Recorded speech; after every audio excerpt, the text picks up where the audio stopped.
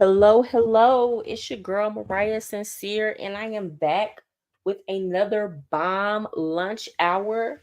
For those of y'all who don't know me, I am a self love coach who specializes in helping people radically transform their lives through one on one coaching. I am the proof. I've done it myself.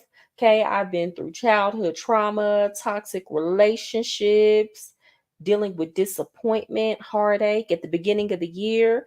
I decided I was not happy in the United States. I developed a plan, and within 6 months, I moved to this beautiful city of Medellin, Colombia, from where I am coming to y'all live. So, if you are interested in doing the work and you need that type of one on one coaching and accountability, hit me up at the passportsis@gmail.com. I got you. My coaching is only $30 an hour. I ain't hitting you over the head. With that said, guys, I'm not going to come on camera today because I'm just not feeling it. Like, I'm dressed, I'm ready, I'm prepared, but when you're on camera, you kind of have to mind your mannerisms and things like that. And y'all, I'm chilling. I'm big chilling today. So I'm going to talk about a couple of things that caught my attention on social media. And then after that, I will leave it up to y'all to kind of decide what y'all want to talk about. I please, hey Jamal, what's up? It's nice to see you, brother. How are you today? Okay. Thank you for coming in. As y'all are coming in, please hit the like button. That helps people know that I'm on live. Y'all let me know if y'all can hear me good. So Jamal, where are you from? I don't believe you ever told me where you're from or what state you live in.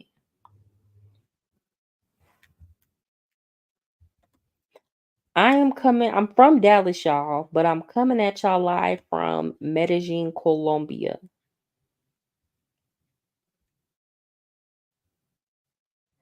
Now, I want to talk to y'all about something that really kind of broke my heart when I saw it today. I'm going to share my screen. I'm going to go ahead and get started because I plan on being off of here by 1:30. Okay. So, I don't know if y'all know this young man. This is a definitely a Gen Z rapper, but Lil Durk. Now, Lil Durk got arrested in connection with the attempted murder of Quando Rondo in 2022. Let me pull up the Shade Room's post because they had more information. No, that's not it. So, this is per the Shade Room. Lil Durk is in jail. The rapper was arrested by U.S. Marshals in Florida and is being held in the Broward County Jail. Records show no bond amount is available and under charges. It states murder for hire. So that's the charge. While many details of the arrest are unclear, many speculate that Dirk's arrest is in connection to alleged members of Only the Family being arrested in Los Angeles. So y'all know Only the Family, that's kind of like their little gang, you know. They got arrested in LA not too long ago, and now it seems like somebody may have snitched because they went to go get Lil Durk. TMZ reported that federal agents arrested 5 men in connection to the August 22 shooting in Los Angeles that murked Quando Rondo's cousin, Savase Robinson. So somebody did actually get unalived. It was just the wrong person. The men Kayvon London Grant, DeAndre Dontrell Wilson, Keith Jones, David Brian Lindsay, and Asa Houston are charged with conspiracy to commit unaliving for hire in retaliation for King Von's death. And for those of y'all who don't know who King Von is, he is a rapper out of Chicago. All of them are out of Chicago. And basically, everybody knows King Von was a serial unaliver. Okay, so he got brought up on some charges for unaliving. He got off. But basically Lil Durk kind of helped him try to get out the streets a little bit and become a rapper, but he was too heavy in the streets. I'm going to share a picture of him. But basically he had been out here allegedly committing unalivings, and it just kind of seems like it all came back on them, because you can't do that forever and think that it's never going to come back on you, right? Let me pull up some pictures of him. So y'all should be able to see. This is King Von right here. I lived in Toronto now last 20 years, but I've been back and forth. Oh, okay. That's what's up. Oh, we got a Canadian in the building. I'm originally from Chicago. This is sad. Oh, so you know all the tea. This is sad, but he and Bomb both got what they deserve. Yeah, and that's what I'm saying. It's sad because honestly and truly, I'm not even gonna hold you. I like Lil Durk as a rapper. I love King Von's music, and I shouldn't, because it's all drill music. All they do is sit up and talk about unaliving folks. But nevertheless, they were talented. They were good at what they did. Maybe the content should have been different. And I think like this is a different breed of rappers, because back in the day, our rappers when we were growing up, they would rap about being, you know, unalivers and hitters, but they weren't for real. He has a friend that was an informant. Apparently, he did 10 years in prison and snitched his way out. Wow. Hey, Skinny, how are you? OTF Jam had a wire on it. They murked his baby mama for it. They'll probably get blamed for that too. Wow. Jam did 12 years, then got caught. Baby, y'all know all the tea with the gun. And it was like, I do. Hey, what's up, Carlos? Good to see you here, brother. We are talking about how Lil Durk got arrested for hire for unaliving charges. Right? So a couple of his affiliates got arrested not too long ago in Los Angeles, and US Marshals ran down on him in Florida. I don't listen to that garbage music. He did 12 years and then months later got caught with a gun. He ain't want to do more time, so he agreed to wear a wire. Oh my gosh, I appreciate the correction. I mean, I guess it's kind of like one of those situations with Lil Durk where if he don't go to jail and they still might get him while he's in jail, somebody's eventually going to get him. So as y'all can see, like King Von, he was in the streets real heavy. He got brought up on some unaliving charges. Let me pull him up while I'm talking about this. So he got brought up on some unalive charges, got off, but everybody knows King Von had a few bodies on him, right? So he got into a beef with these, and y'all correct me if I'm wrong. This is my understanding of it. He got into a beef with Quando Rondo. Allegedly, Quando Rondo was the one who unalived King Von or has something to do with it. Now, I remember after King Von got unalived, um, people were really like talking down on Lil Durk. They were like, okay, well, how you do all this rap music talking about you a hitter and you do this, this, and that, but Von's unalivers, his markers are still walking around here. So I do remember that. So it looks like Lil Durk did decide he wanted to go ahead and try to do something about it. And now a couple years later, he's in jail over it. And I really just wish that we would learn as a community that everything don't have to be violence and retaliation. King Von kind of made his bed. And I hate to be the one to say it like that, but you gonna die by the sword that you live by. So if you're in the streets, if you're robbing people, if you are unaliving people, if you're doing those type of things, eventually somebody's gonna get to you. And I don't think that's up to your friends and your family and your affiliates to go avenge your death, because all that does is lead to more unalivings. And then there are innocent bystanders that are around that don't have nothing to do with it, because y'all know these young boys don't have aim. They just letting it go, baby, and hoping something hit. I think Boona wired up too, how he got out in a few years after pewing a child. Oh my God. Yeah. Woo. I love Durk, but Duck was my guy. Yeah. No, Lil Tim did. Quando got beat up by Von. Okay, so Lil Tim did the murking, but Quando was the one that got beat up by Von.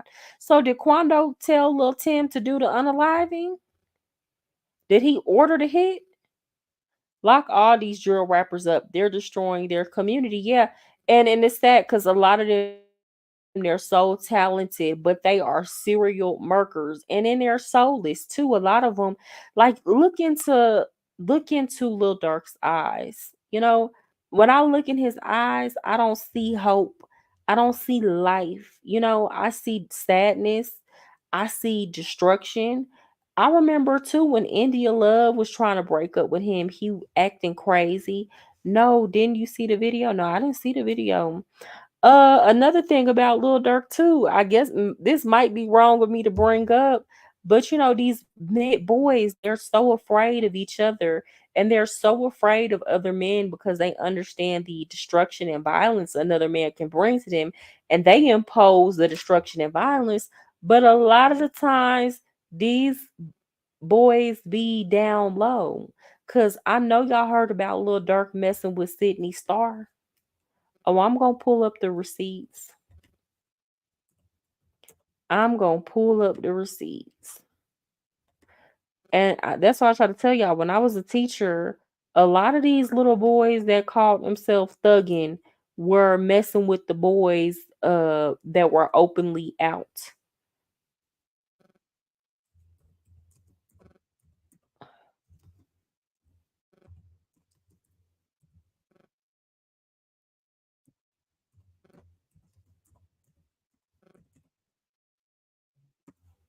Let me find the video. Okay, here we go. Vaughn got stretched while beating up Quando. This is all Vaughn's fault. Wow. Vaughn and Quando got into a fight outside a club. Lil Tim got out the car and murked Vaughn during the fight. Oh my God. Now, did Lil Tim end up going to jail? Is he still walking around? That's what I want to know. Okay, I'm going to pull this up. Now, for those of y'all who don't know who Sydney Star is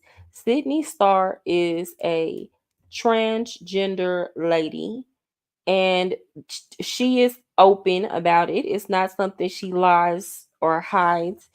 And she has said publicly that most of the time, she says about 80% of the time, when she's talking to a man and she reveals that she is a transgender, because he may not have heard of her, she says 80% of the time they don't care. She says, like, they'll, even if they act like they care, they get to asking questions, and then their curiosity gets the best of them, and then boom, they mess with her. So that's what she says. She says she believes, and she said she believes 80% of men would mess with a transgender person as long as they felt like nobody was going to know. So it has been alleged that Sydney Star and Lil Durk were messing with each other. Now, Sydney Star got asked about it on a live, and I want you to look at the reaction. Okay, let me make myself small so that y'all can see.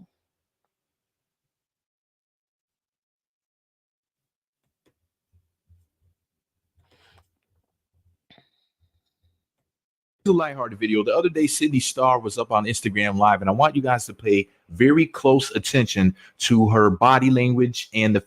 So y'all see somebody on the live is typing, "Where's Lil Durk?" So they're typing it here to ask the question. So we're gonna see how she reacts to the question. Now she Fact that okay. she's whispering to somebody in this video. Pay close attention because Tasha K just did an interview recently with Slim Danger. Slim Danger is the baby mama of Chief Keef. Yes, the famous rapper from Chicago who mumbles and he doesn't really have much to say. But anyways, he jumps around with his shirt off and, Little Reese loves it. But here's the thing, right? Click the thumbs up button. Thumbs up this video right now. Make sure you post a comment, even if you're just saying hi. Okay. Here's the thing. During the Tasha K and Slim Danger interview, something so interesting came up, which was the discussion about Little Durk and Sydney Starr being in a relationship. They're like allegedly dating, allegedly. But for me, I think that this confirms it. Pay close attention.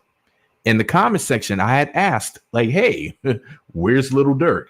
And I'm not kidding you. There's music playing in the background. I don't want to get a copyright strike, so I had to cut out the audio. But Sydney Starr was like, acknowledged my question in the comment section and told the person sitting next to her, like, I'm about to log off. I'm about to get up off of here. Then her friend was like, hey, don't let them run you off of here. Listen, because Sydney Starr. Now I actually saw the video. Like this video was up with the audio on, and I guess it got taken down. And he's kind of like slowed it down, but I've seen it where it was like she read it and it was more of an immediate reaction. He's kind of Doesn't go slowed the live video. on Instagram very often and whatnot. But I'm gonna post the uncensored video on my Instagram where I can do it, with the music and stuff. Actually, maybe I should try to cut the music out in the background, like filter it out or something, because Instagram is a little funny about me. Well, if I say I don't own the rights to this music, then I might be able to get away with it. But long story short, Sydney Starr, when I asked, Sydney Starr went to the comments and started scrolling to show the homie the comment that I had left, asking where Little Durk was. Isn't that freaking hilarious? See, listen, Tasha K in her interviews. I mean, And she doing all that smiling and giggling. And I'm a woman. I know when women see tea and we're being messy, because if she wasn't like messing with him or if there wasn't something going on, she would have probably read that and been like, "Oh, how should I know?" Like, would have been confused by the question. But the way she reacted was like, oh, I know exactly what he's talking about. Oh, okay, then our business. That was the reaction. It was no fight. Bond just jumped out and started pounding him. Dang. That's called fighting. Well, yeah, that is. He was messing with the same tranny that little baby was messing with. These guys all deal with the same thoughts. Yeah. And that's what I'm saying. Like a lot of our young men grew up listening to this music of hypersexuality, where these men are encouraging young men to not like women because this F these women get money, bros before hoes. That's already homosexual. Uh,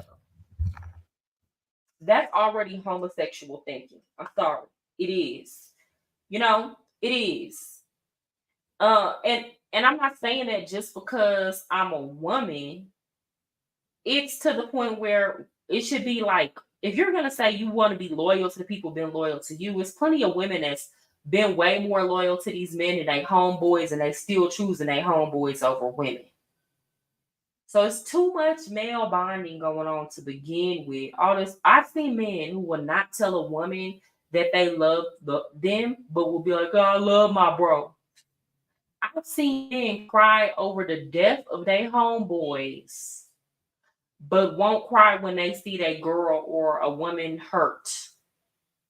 Like that's already homosexual behavior. So you got these men who a lot of times be low key on the DL and struggling with their sexuality, making music for young boys, and they're talking about unaliving people, right? They're teaching young boys to dislike women, and then all the while they are really homosexual and they mistreat women because deep down they know that's not what they really want, or they might want women but they want some other things too, right? Because though Sydney Starr is beautiful, don't get me wrong, there are plenty, when you're a little dark, there are no shortage of baddie biological women. You can easily pass Sydney Starr up if that's not your cup of tea. They need to stop popping these pills. And that's another thing. Yes, it's opening them up to experimenting with these lady boys. I think so. And a lot of times they start getting areas of their body messed with and they like it and they don't want to stop. That's exactly what happens. Drugs takes away inhibition. This whole generation is on the DL. I believe I'm not gonna say the whole generation. I would say this from my experience working in the schoolhouse. I'm gonna say over 50%. Easily. I think that's a modest number. I'm gonna say over 50%. And then you see it more, I'm not even gonna lie, you see it more potent in our demographic. You see that and it's not that other races don't do it. I'm saying it's way more potent in our demographic than other demographics. So clearly, I mean, and I say this all the time, a lot of this has to do with the music.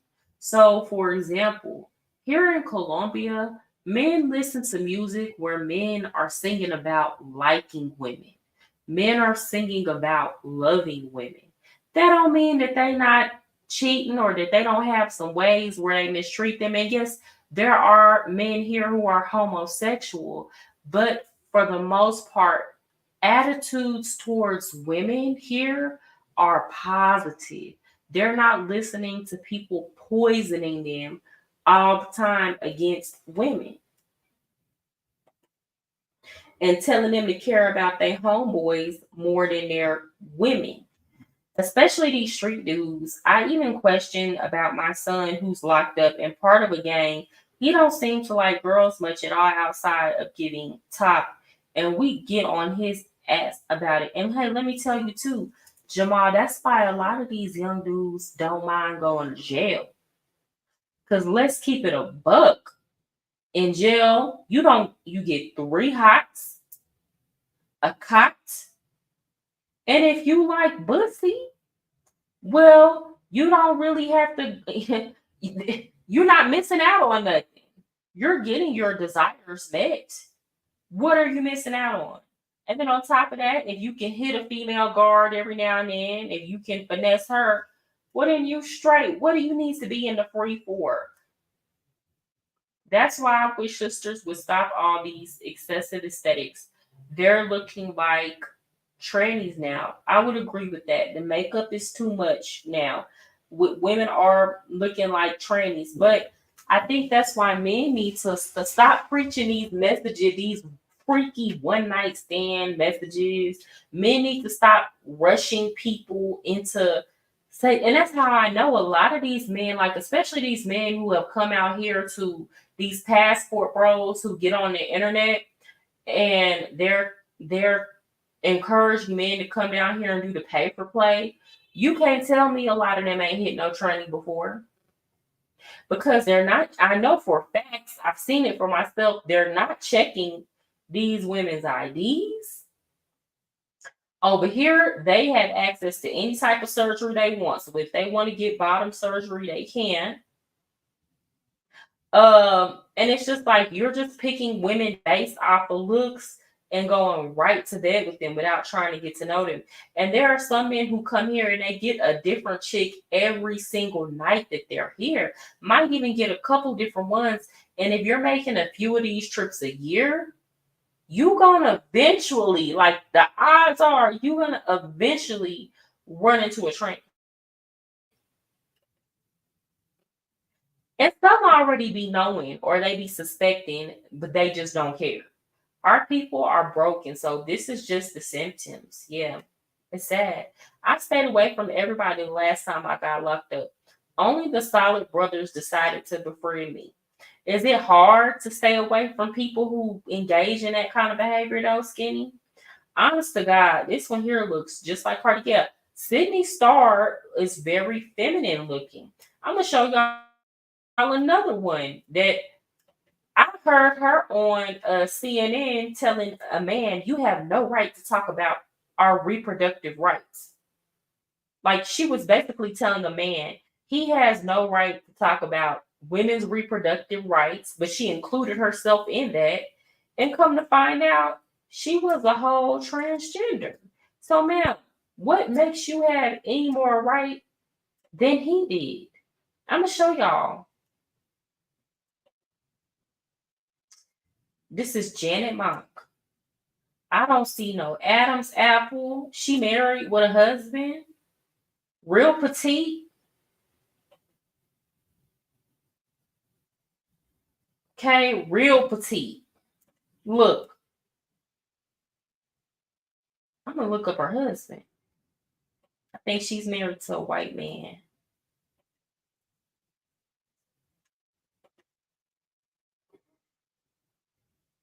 I guess this her new man. No, hold on. Oh, she must have got a new man. Oh, so she running through her because I promise y'all about 5 years ago she was with a white man. I guess this was her new husband. Looks like they're getting a divorce.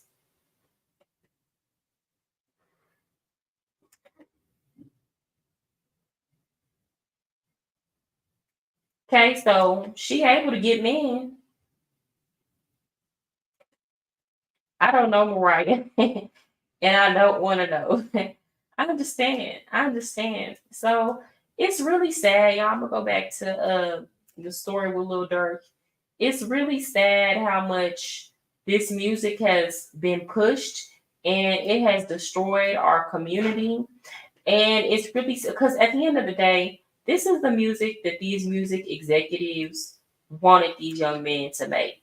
And now nobody forced them, but like this was the message and the narrative that they wanted to be pushed. So they chose these young men who were engaging in this lifestyle. Can y'all hear me? They chose these young men who were engaging in this type of lifestyle to push this narrative, and now we're seeing it come to an ugly end.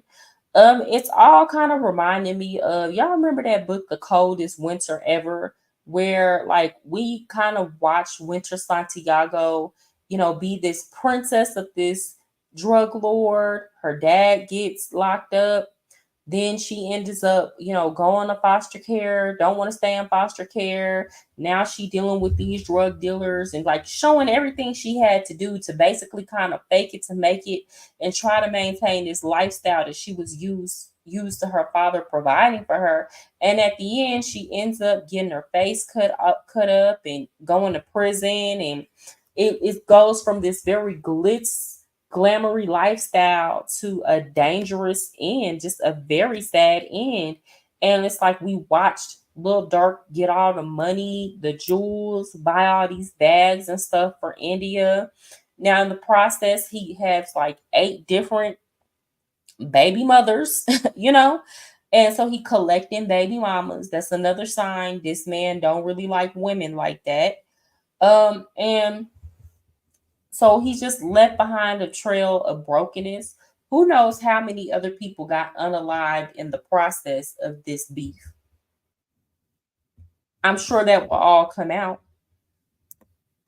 Okay, thank you. Dirk has done his job and now they're done. There is a way he get out of this.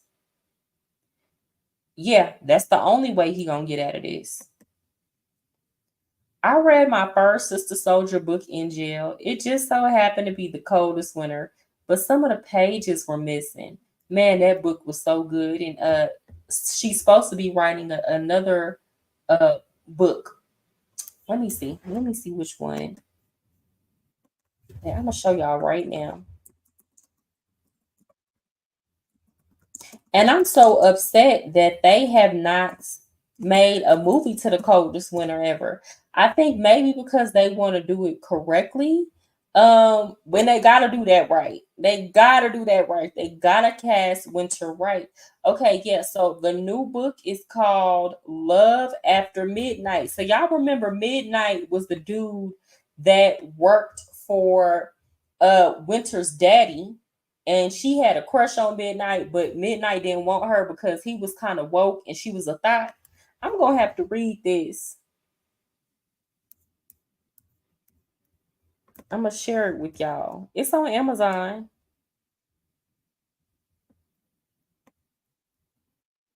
So yeah, it's called Love After Midnight. It's probably going to be good. But it's really sad, y'all. So I'm gonna move on from that. Now hold on. Now I'm kind of thinking they are eventually gonna get Gotti. I think they gonna get Gotti for Dolph. I don't think they gonna let that one go. I think he knows that they're gonna come for him over Dolph. What y'all think? Y'all think they gonna get Gotti? I think they're building their case, and it's just a matter of time. But that's why people need to learn to let stuff go, especially when you're a celebrity. This isn't street beef. Y'all whole beef was put on wax. And that's another thing. These prosecutors are using the lyrics in these songs. And a lot of times these men do go get on these songs and tell on themselves because it sells records. But the feds are taking this stuff very literally. So all of that they're listening to, they're not dumb. They're onto our lingo. We can't talk in code anymore. The internet deaded all of that. Okay. So, if you get into a public beef with somebody, it's best to just let them make it. But people are too concerned about their street clout and credibility. All right. So, we are going to talk about J Lo. Now, y'all know J Lo.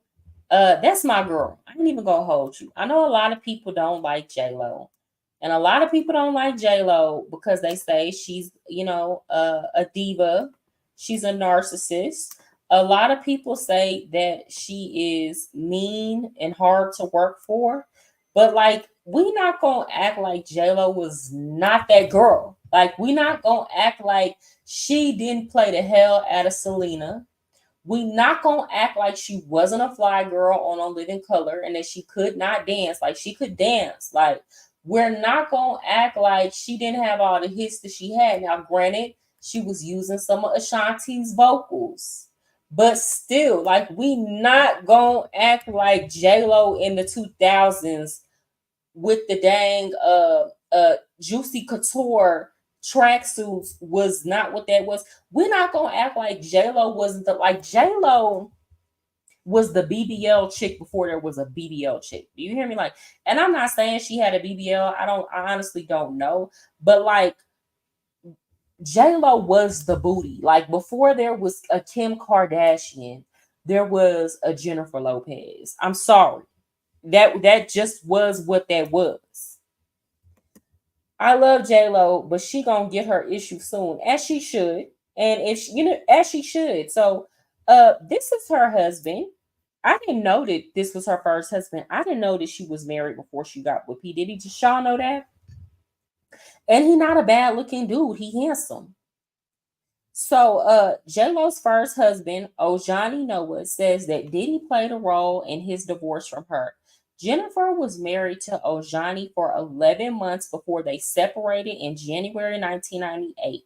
After that, she began dating Diddy in 1999. She probably should have stayed with Ojani, but then again, she would not have had the music career that she had because J Lo got on because of Diddy and all them tracks that she did while she was with him.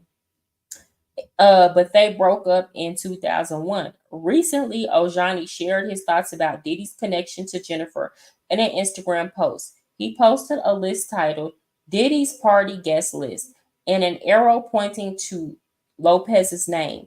It's unclear if the list he posted is real. Because my whole thing is, sir, did you save that this entire time? I don't know if that's real or not, or if he's just looking for clout. But we ain't really heard from this man. So why you coming out when it's time for her downfall? It's giving bitter because he's not saying she did anything to him, So it's like you're still mad that she left you for Diddy. In the caption, he mentioned that his name isn't on the guest list and wrote, I'm not on the list. To those people and media outlets asking if I ever went or participated in that piece of S Diddy's freak out parties. No and no. Well, who was asking? Because did y'all know she was married to this man? Wow, don't tell me J Lo was getting oiled up too. That's he alleging she was there. I mean, I'm sure she was at the parties. They were together. Like, I'm sure. I don't know if she was doing anything, but she was probably present. Um, and I've seen pictures of her when she was with P. Diddy where she looked like she was on stuff. Like she didn't look like she was in her right mind. At the very least, she was drunk out of her mind. Um, but my ex-wife Jennifer Lopez, aka J Lo, did ask her. Oh, and ask her about the Smegs tapes, the 734 deal. I don't want to say the word, and the baby oil. He provided more details about his comments during an interview with Univision's Despierta America, saying in Spanish, I put up the post asking to please stop asking me if I went to the parties. Who was asking him? No, I didn't go to any parties, but she did go to the parties. They should ask her when you have her present, not me. Do y'all really think people were asking him? I want to see the receipts. People were asking him or remembering that he was with her because I've never heard of this man. He then indicated that part of the divorce was because of Puffy. When we were already married, when Selena came out and her career took off, she told me, Papi, I want to be a singer. I said, Mommy, let's do it. Let's take advantage of the opportunity. Take meetings with different record labels and see which one will sign you.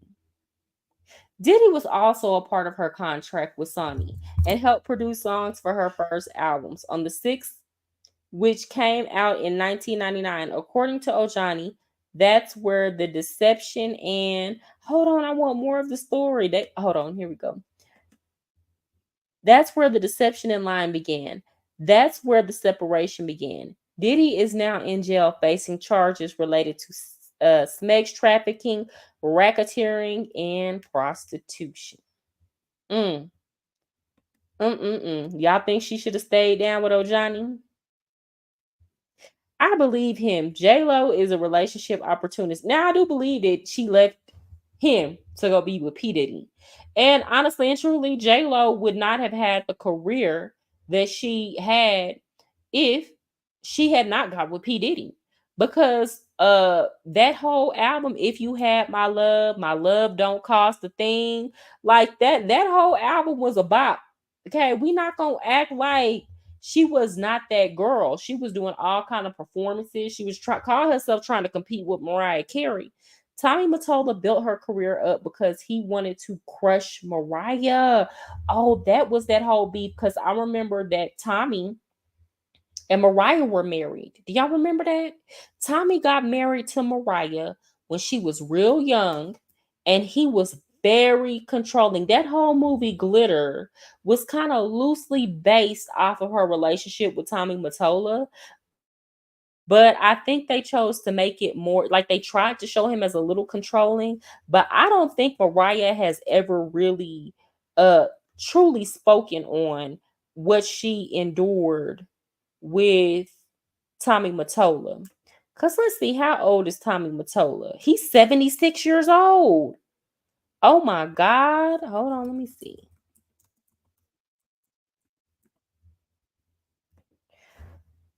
Okay, so Mariah Carey is what, 55? What? So this man is what, 21 years older than her?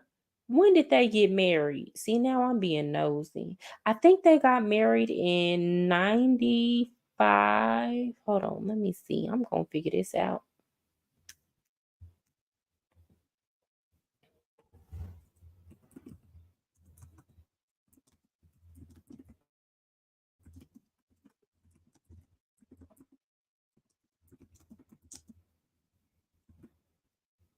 And I think Tommy Mottola is part of the reason why.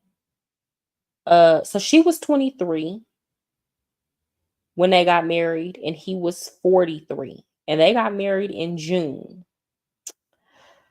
But he started, no, I'm sorry. They met when she was 23. And then they got married 5 years later in June.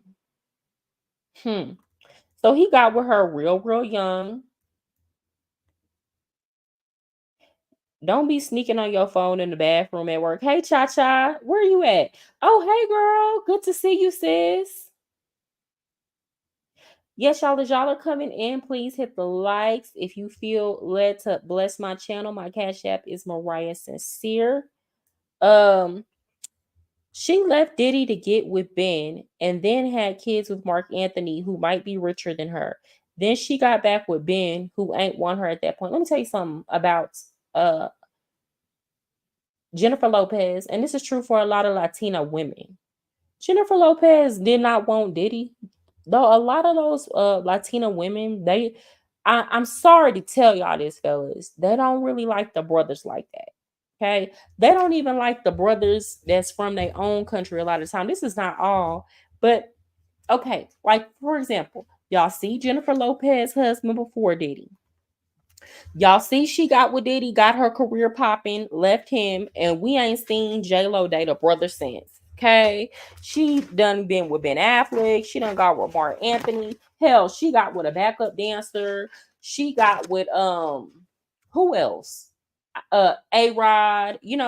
I think the one she wanted to be with was Ben Affleck, but Ben Affleck ain't never really been feeling her like that. Every time he's gotten with her, it's been to further himself and his career. But J Lo, she don't really like the brothers like that. So she clearly used Diddy to get on, and I think a lot of people judge her for that, or they don't like her for that. But honestly and truly, guys, I've noticed that's the formula with music. And it's not just white people or Hispanic people who use the same formula. So, for example, Beyonce, when she first came out, she was with Destiny's Child. They were doing R&B music. Then her first album was R&B, and since then her pop has been way more sound. Like her sound has been way more pop. Like we ain't never got a track even close to what Dangerously in Love was. So a lot of artists, even black artists, use the black community to get on. Who else did it? Sierra did it. Sierra, her first two albums were like, hit, that R&B. But even around that second album, she went more pop. And from then on, y'all know she's just been doing pop, pop, pop, pop, pop. She's had a couple seasons that she had a couple of singles that Future produced that were more along the lines of R&B, but she's really been trying to break into that pop international scene.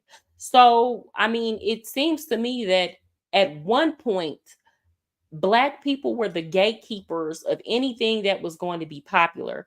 I even think about NSYNC. Y'all remember NSYNC's first album was more R&B and soulful, and then when they came out with No Strings Attached, it got a little bit more pop, but that group started out as a really soulful group. Another group that kind of started off a little bit more soulful too was NSYNC, and trust me, all of those boys that sung on those groups, in those boy groups, could sing just as good as a Wanye, or just as good as the boys on Boys. JC Chavez can keep up with the likes of all of the Boys to Men members.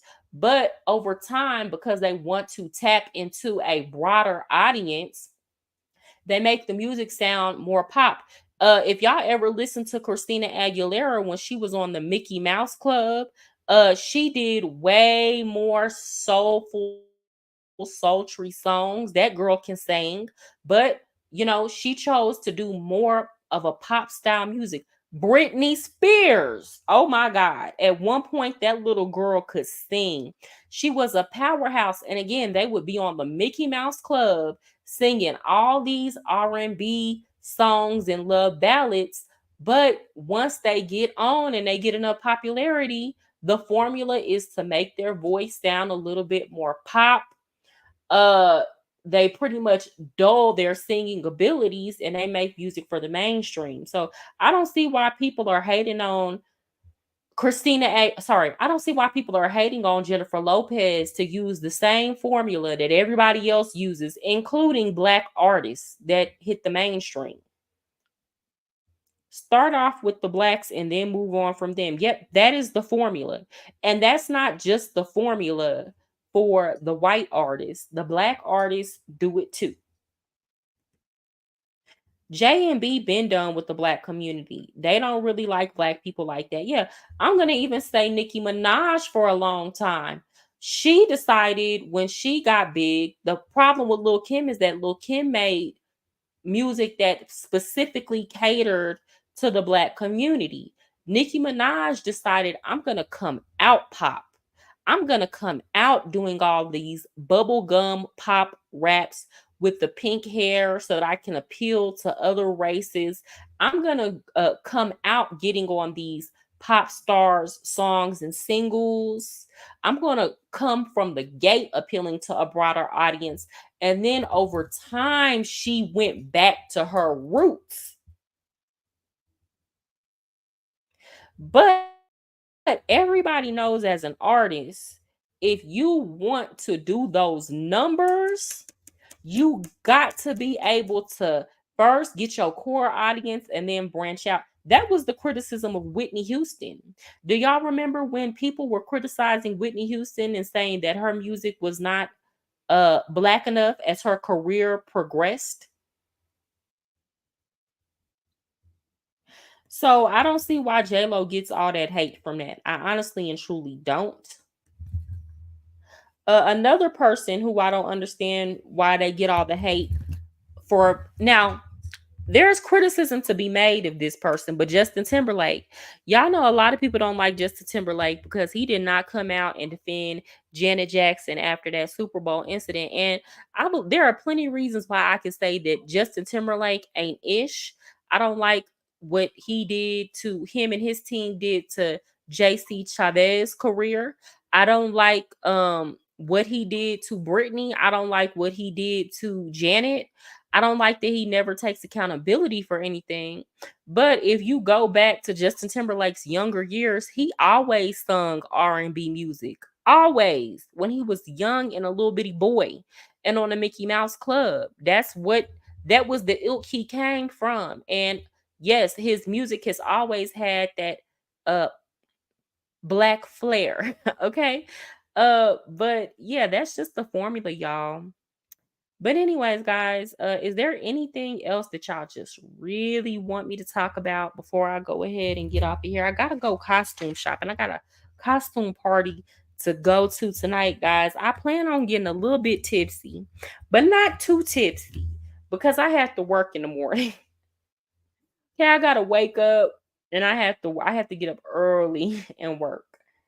So I'm going to try to keep it respectful or keep it responsible.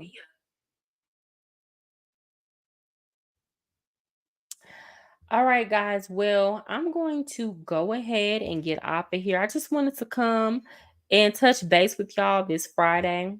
I really do appreciate everybody that showed up. Please hit that like button on your way out. Also, remember to subscribe if you haven't subscribed yet, but you keep coming back. And I will see y'all on Monday at 12:05 at the lunch hour. Y'all have a wonderful weekend.